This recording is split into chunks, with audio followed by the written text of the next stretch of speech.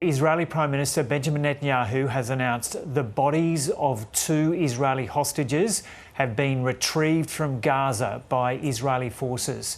Middle East correspondent Eric Torchek joins us now from Istanbul. Eric, what can you tell us?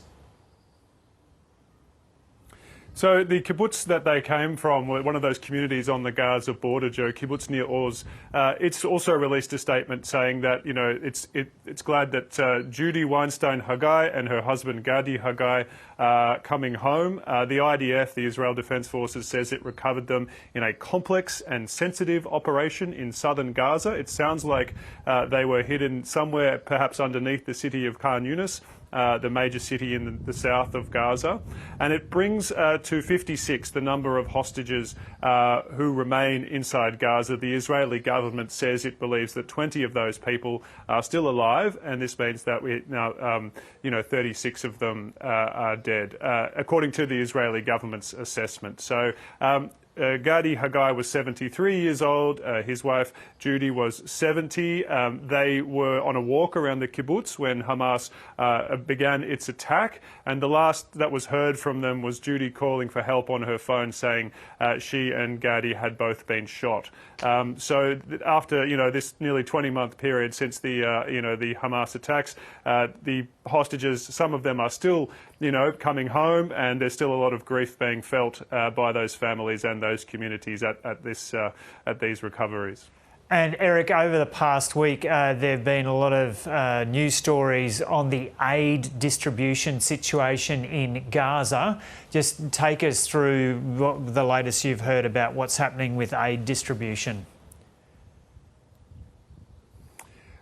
The GHF, which is this new agency called the Gaza Humanitarian Foundation, there's large questions outstanding about, who's behind it, who's funding it. There was some news in Israel last night that the Israeli government has set aside a large chunk of money, 700 million shekels, for Gaza humanitarian aid.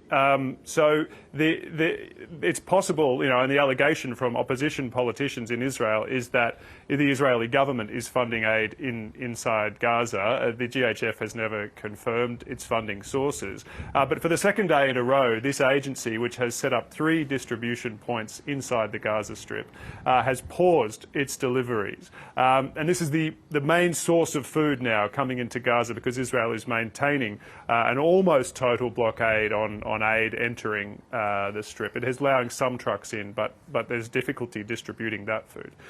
So for the second day in a row, there's no distribution from this agency. And the reason that's for that about is 2 million because the people in agency there. says 2 million people, 3 distribution sites, and they estimate that they're getting about 15,000 people a day to each site. So that gives you an idea of the unmet need that remains in Gaza with this program. And Israel intends this program, Joe, to be the source of food and other aid for Gazans. It wants to replace the extensive and long-standing UN-coordinated aid system with this one agency. But for 2 days in a row, no food, as I mentioned, and that's continuing today. And the reason for that is the GHF says it's trying to coordinate with the Israeli military to reduce incidents outside its distribution centres.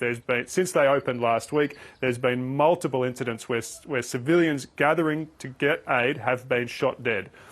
Israel says Hamas is provoking incidents outside its centres. It denies that it has killed any civilians inside the centres. And what's occurred in some of these incidents outside still remains unclear. But we know that there have been multiple mass casualty incidents, according to medical groups, the United Nations, the Red Cross, and, the various paramedics and hospitals inside Gaza. And, there's been 80 people killed since Sunday alone in some of these incidents, according to health authorities inside Gaza. So the GHF says it's trying to improve its access, it's trying to do some renovations to what it calls its secure distribution sites to allow more people. Of course, the need is enormous, so these sites are getting swamped. And the other problem with them is they're secured by the Israeli military on the outside. And and Israel says that Hamas is trying to provoke firefights that then endangers civilians, but the facts remain that large numbers of people who are going to get aid have been shot dead while near these sites, and that is a major problem. The GHF says it's trying to address it. The Israeli military has, again, as I said, denied that it's shot any civilians.